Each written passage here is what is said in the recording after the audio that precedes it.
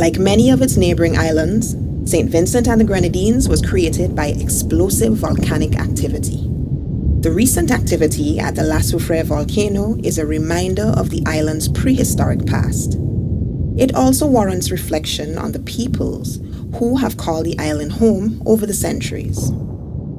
Living this close to nature is probably the reason for the resilience of our Vincentian nation. Since the times of our first peoples, we have always found our way by making use of the bounty that Hairuna provides for us. Long before the cruise ships began to dock in Kingston, and before the slave ships forced the migration of thousands of people, the island was home to various tribes: the Saladoid, Tromasoid, Swazoid, and the warlike Kalinargo.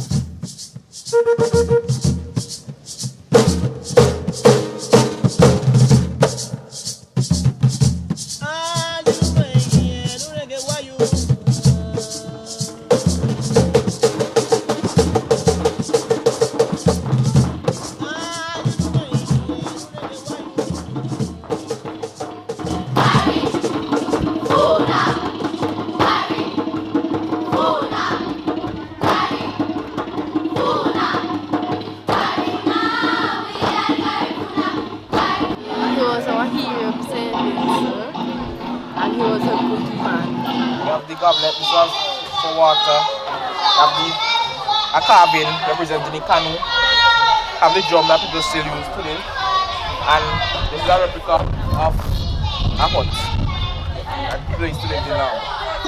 Remember those whips and colonization, those lashes and stigmatization of our ancestors in this nation.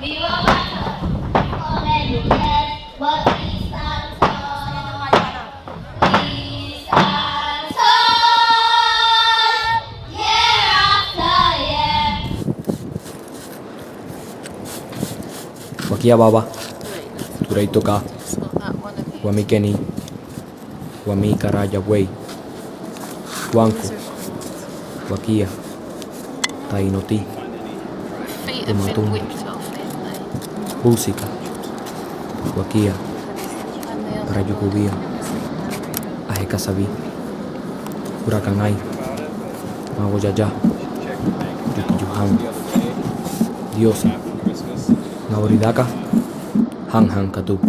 An ancient people moved up the chains of islands from South America, arriving in St. Vincent and the Grenadines as early as 160 AD. More settlers arrived over the years, including Africans, who had crossed the Atlantic long before Columbus. Over time, the island became home to a mixed-race population, the Garifuna. These indigenous people were skilled weavers, stone workers, and canoe builders.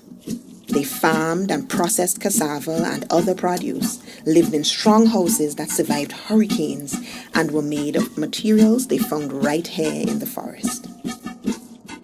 The Caribbean Sea was like a superhighway, and its indigenous peoples maintained links with other groups through trade and migration. And they have been credited for creating the petroglyphs that can be found across the island. Huge volcanic rocks with mysterious faces carved into them. They are a lasting reminder of the peoples who lived on this island before the Europeans arrived. But most Vincentians today are unaware of their historical past and the meaning or significance of these ancient relics. In the other islands, such as Cuba and the Bahamas, the indigenous Tainos were completely wiped out through diseases brought by the first Europeans. We were told that the islands of the Caribbean, including St. Vincent and the Grenadines, were discovered by one Christopher Columbus from Spain. But we no longer teach that perspective. We prefer to say that he was probably the first European to set foot on the islands of the Caribbean, because we don't believe that a person can discover a country where people have already inhabited. The island was one of the last places to be colonized by the Europeans during the 17th to 18th century, and there was a native population, of these people. They were called Kalinargo, descendants of the people who came up from the Orinoco Valley, and they defended the island, viciously. It was 1795. That's the last one they win, And how would they do to win that is because that they sent for the troops from Central America. If not, this capital here won't a name, Kingston. It took them many, many years before they were able to defeat the Caribs. That is how much we resisted the penetration of the white man. Our island remained untouched by Europeans because of the Kalinargo Garifuna resistance. They forced Europeans to acknowledge their presence by demanding treaties that granted the Kalinargo Garifuna people control of St. Vincent and the Grenadines. As the colonists were becoming more desperate for land and wealth, the island became very attractive to enslaved Africans searching for freedom in the New World. Some were survivors of shipwrecks, and others had escaped from other islands. They were welcomed into the indigenous mix, and their children continued the resistance against the colonists. The Europeans refer to the Garifuna as the Black Caribs, and they are the ancestors from which many modern Vincentians are descended. The British call them the Black Caribs, right? And they use this blackness to discredit these people, the right to their home, to the island, so they could take it away from them. They said, well, if they're black, they must be escaped slaves, which means they have no right to be there. So they use that to justify a genocide. The Garifuna represent a mixture of Amerindians from South America who traveled north from the Orinoco Valley with Africans, some say from West Africa, some say more specifically Mali. Colonialism tried to hide the truth about our people. And St. Vincent, we have a unique situation here because of our history with the new breed, this new people, the Garifuna Kalinargo people. Chatouet was the chief of all the chiefs. Anybody who wanted to negotiate, if the French came here in those days, they had to negotiate with Chatouet. He was not just a chief, he was a chief of chiefs, and he was a warrior chief. And if you were really to think back, how ready any leaders willing to stand up and fight a battle? Because in his time you had to fight with sword and gun and cutlass. It was who had the skill.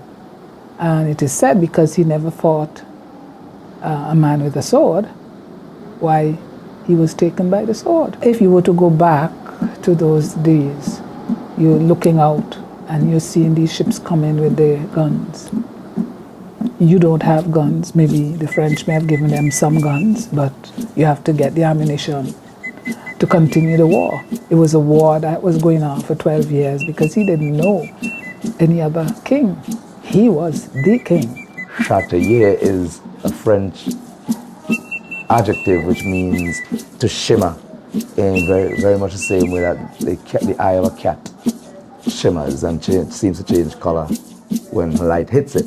As a matter of fact, the name Chatouet is rooted in the word chat, which is French for cat. Check it. So it is possible that the name Chatouet was actually a reference to his personality, his characteristics as a warrior, and not necessarily his last name. No one really knows right now to say definitively how Chatouet died. But I think most historians point to the fact that he was ambushed, right? He was ambushed and shot, I think somewhere up in Daseshire. But the Garifuna warriors and them just ran with him. So they didn't really actually know what happened. Some of us in Greeks suspect that Chatouet's body is buried somewhere in the highlands of Greeks. Reason being, they would have chosen, when he died, they would have chosen the most secure community or the most secure setting to conceal his body. Otherwise, it would have been a trophy for the British. Baliso was the island that many of our brothers and sisters, the Kalinargos, the Garifuna people, were sent on when they were exiled from St. Vincent and the Grenadines. Because many of them died on that island because it doesn't have a lot of, there's no food, there's no water. And many hundreds of them died there. The Garifuna people from the diaspora, when they visit our shows, they want to see where their ancestors actually journeyed from. So basically, the journey was really from Baliso to Rotan and then to those countries in South America where many of our Garifuna brothers and sisters are today. What do you do with people you conquer? You send them into exile, or you execute them, or you enslave them, make them convert to your way of living. And so taking them to Baliso, could imagine loading up people at Byre and taking them across that sea, taking them to Baliso. Are you sure that that's all that ever happened? I'm learning about the history of this island, this rocky piece of land that is somewhere in the middle of the city of St. Vincent and the Grenadines, and actually going there to see for themselves where their ancestors were abandoned. It is something that they look forward to seeing. I think it helped to calm their spirit and really to get a force and view of the difficulties that their ancestors would have faced prior to going to those countries. The bones of the family buried upon you. Forget, you know, respect for sure. Make Aliso a memento to the Garifuna people. My first encounter with a good group of people from that represented our ancestors that came, and they had such a holiness of approach to the place because it had seen terrible things had happened on Baliso, and they felt the presence of something crying out, an echo for recognition and understanding of what took place on Baliso. And those that survived and went to Rotan, that not even a lizard is supposed to survive there, and they have survived, and they are a people declared in this century, 2001, by UNESCO, as having a peculiar and special type of heritage.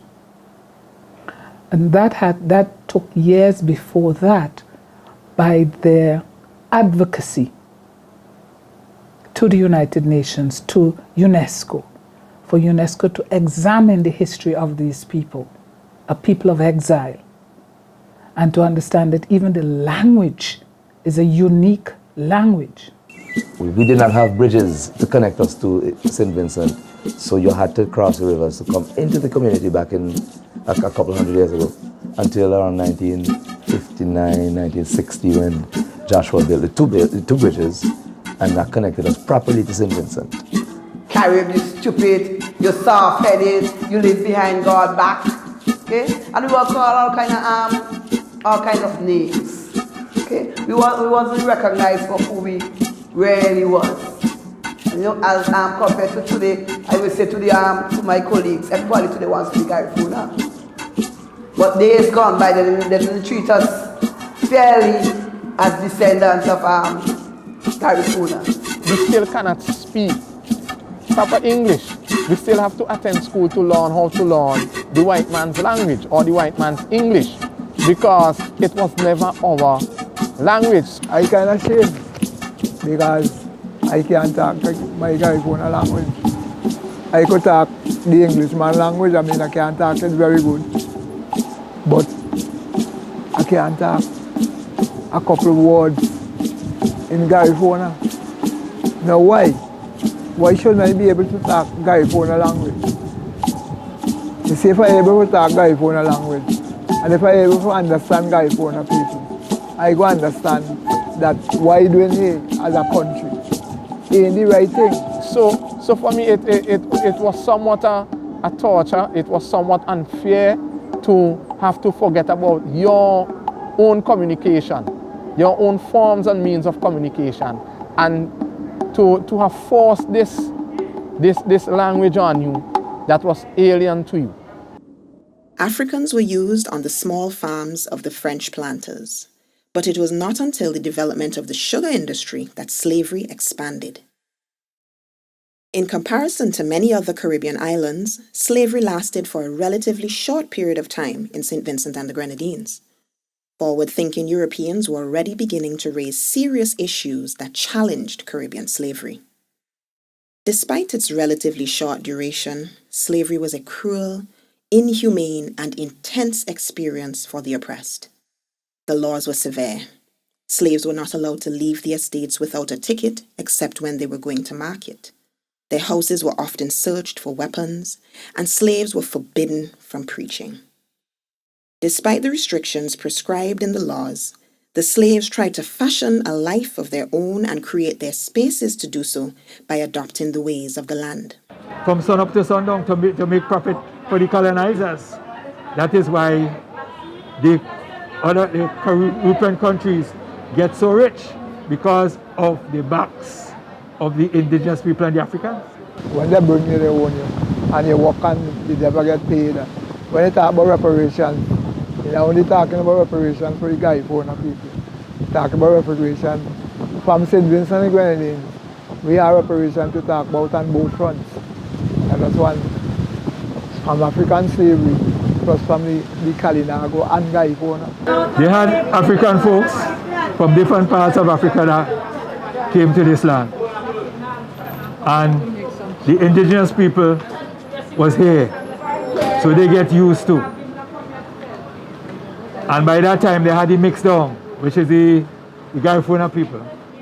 So these people were here with the Africans that they bring to put on the plantation for the development of the industry, for the sugar, cotton, tobacco. Lots of knowledge from the Africans was applied for the development of the industries.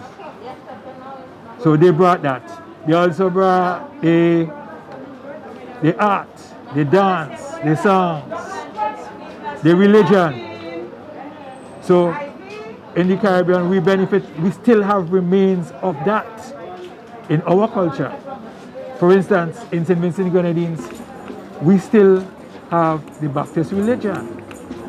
In my opinion, the Baptist religion comes in the heart of black people, unlike the other religions.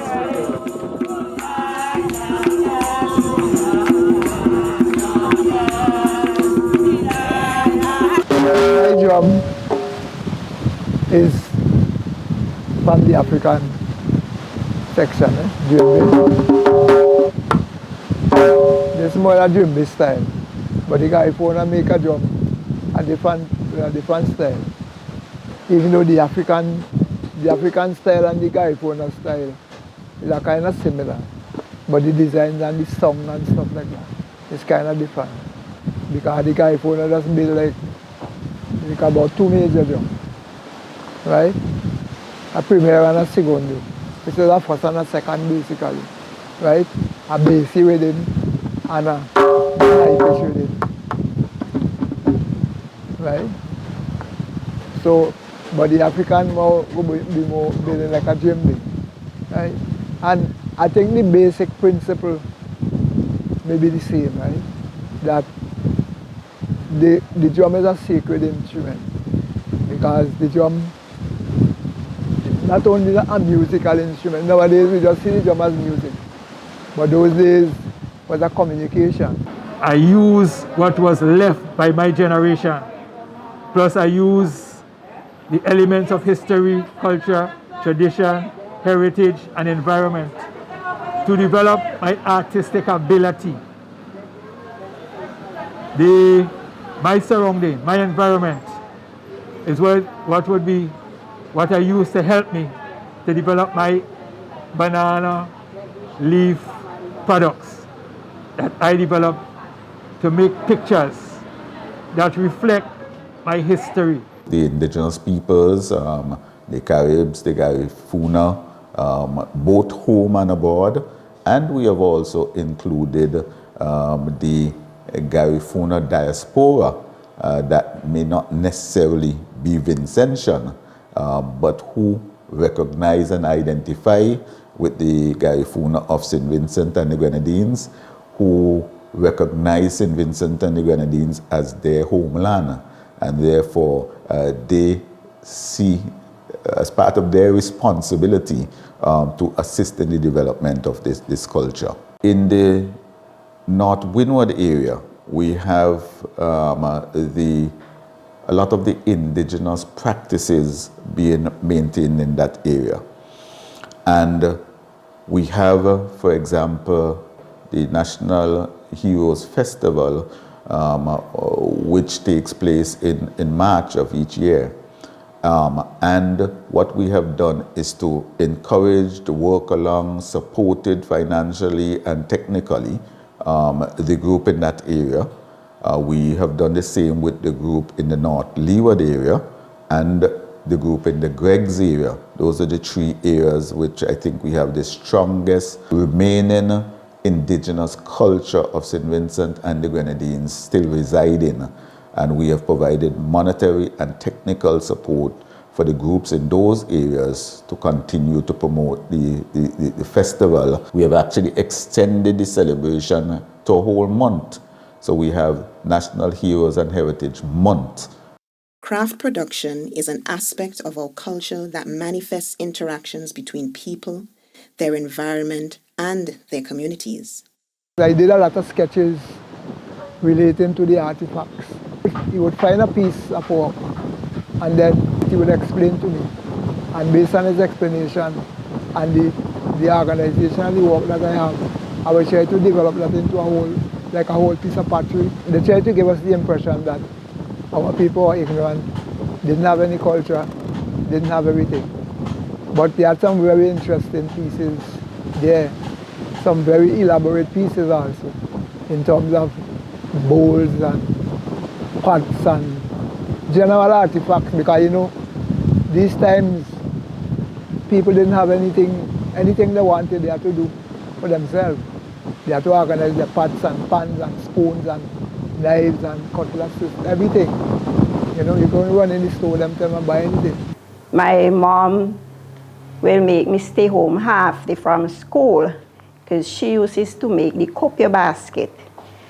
So that was her living of making the basket so that we can get to go to school. So I will have to stay home every Friday, and there was the estate at Orange Hill.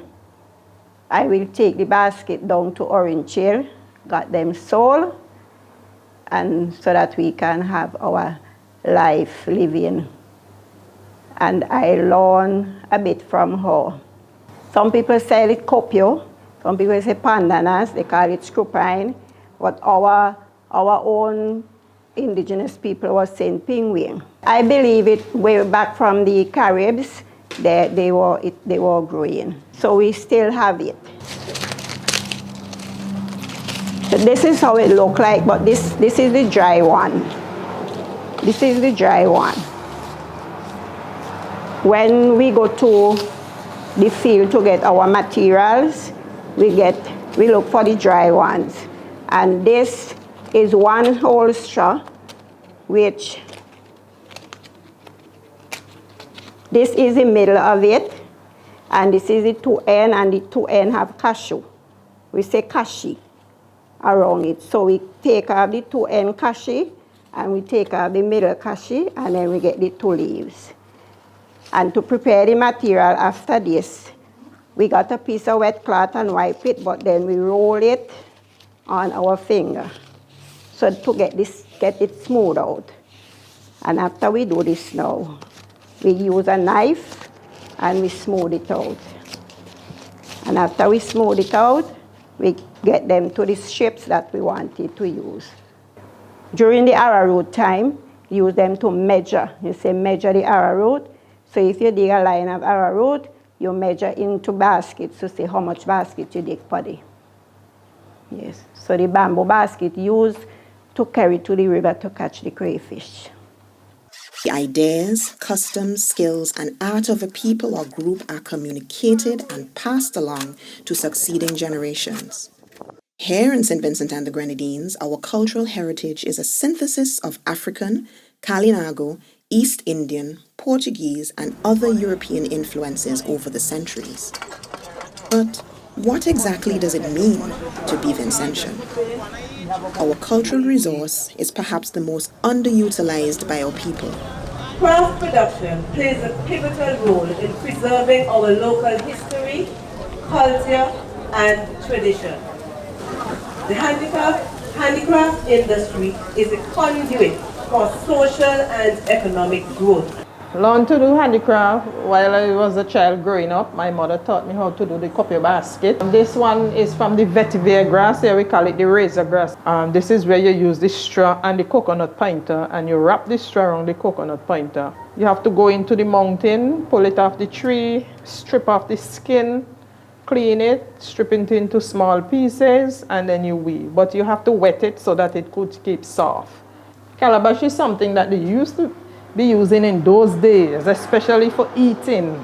These are what they used to use for eating, and the clay pots that they make as well. But now we use them and we design them in beautiful designs and do other things with them. One of the petroglyphs from back in the days of the Kalinargo people. The indigenous culture of St. Vincent is alive and could be flourishing if, I think, the artists and craftsmen and so on, if they had the opportunity for getting more exposition as this one. So we are trying our best, we are doing our part in trying to expose them and bring the public to them. And I hope it works out well for all of them. Many aspects of our culture are dying, or some may say shifting, as the younger generations embrace the North American lifestyle, which seems to have a much greater attraction for them than our local traditions. St. Vincent has an indigenous tradition of craft, inspired by the wealth of artifacts, stories, cultural practices handed down by our ancestors. The older folks, not too much into it. So we see it fit to start with teach the children, okay? So that as they grow up, they will get interested, and then once they know it, they will be able to pass it on later on.